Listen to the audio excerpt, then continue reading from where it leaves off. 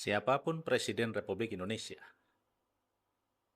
ya siapapun, ketika dia belum menyatakan bahwa rakyat Indonesia dibebaskan dari pajak, maka dia bukan presiden yang terbaik.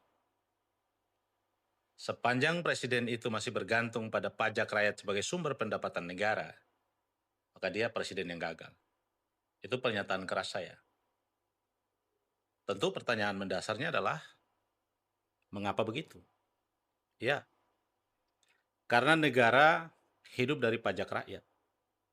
80% sampai 82% negara pendapatannya itu dari pajak. Sisanya itu PNBP, pendapatan negara bukan pajak. Hanya 18% sekian. Anda bisa bayangkan. Dari gaji TNI, Polri, gaji aparatur sipil negara sampai semuanya. Termasuk gaji presiden, menteri, dan tunjangan segala macam itu. Semua hidup dari pajak rakyat. Dan pajak itu adalah pajak penghasilan. Anda bisa bayangkan itu. Ini anomali kita bernegara. Secara objektif saya harus mengatakan bahwa negara ini semula tujuannya dibentuk adalah untuk kesejahteraan, kemakmuran, dan keadilan sosial. Itu prinsip utama negara ini dibentuk. Ada 4 hal yang membuat sebuah negara itu didirikan. Yang pertama ada wilayahnya, yang kedua ada rakyatnya, dan yang ketiga ada pemerintahan yang berdaulat. Nah, adanya pemerintahan itu tugasnya adalah sejahterakan, makmurkan, dan menciptakan keadilan, mencerdaskan kehidupan bangsa. Tugas pemerintah itu. Nah, maka idealnya dalam bernegara, negara harus memaksimalkan sumber daya alam sebagai pendapatan utama untuk membiayai kesejahteraan dan kemakmuran rakyat. Bukan pajak. Ini problem kita, bukan pajak. Sebuah anomali yang nyata di depan mata kita. Ketika negara bergantung hidupnya sama rakyat, tapi negara tidak pernah memperhatikan, tidak pernah melihat kenyataan akan kehidupan rakyat yang sesungguhnya. Negara menghargai rakyat dengan apa? Dengan bansos.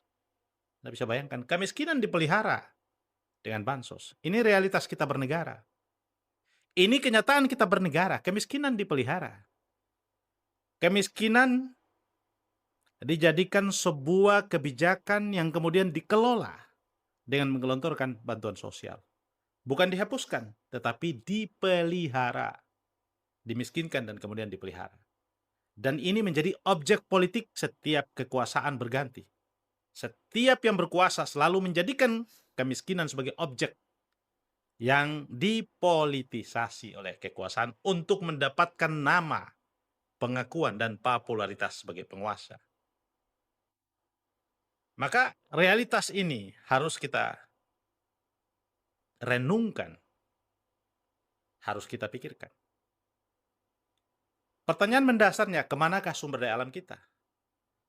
Apa yang menjadi makna yang paling hakikat di dalam pasal 33 Undang-Undang Dasar itu diterapkan atau tidak?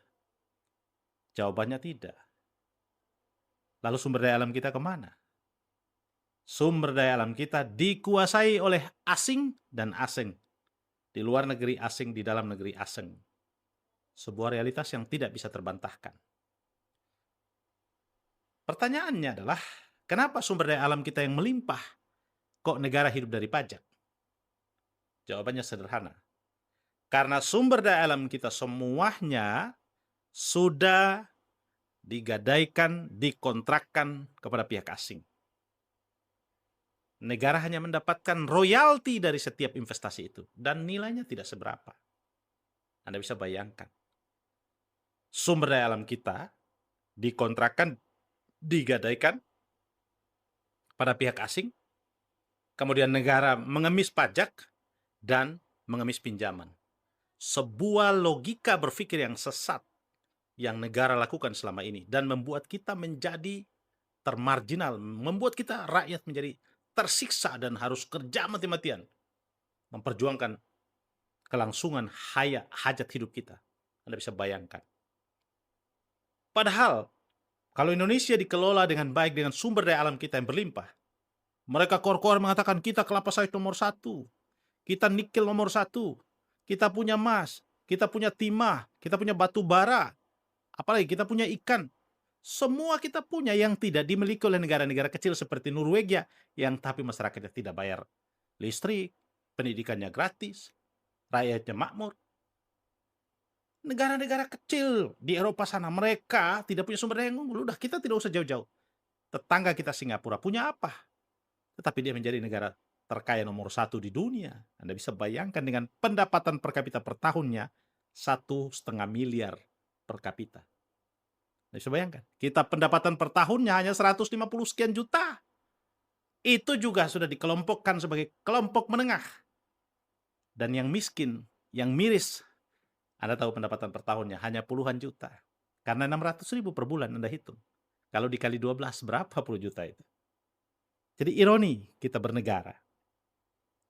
Maka pernyataan pembuka saya tadi, saya katakan, siapapun yang menjadi Presiden Republik Indonesia, sepanjang dia tidak mengatakan bahwa saya akan membebaskan rakyat Indonesia dari pajak, maka dia akan menjadi presiden yang gagal.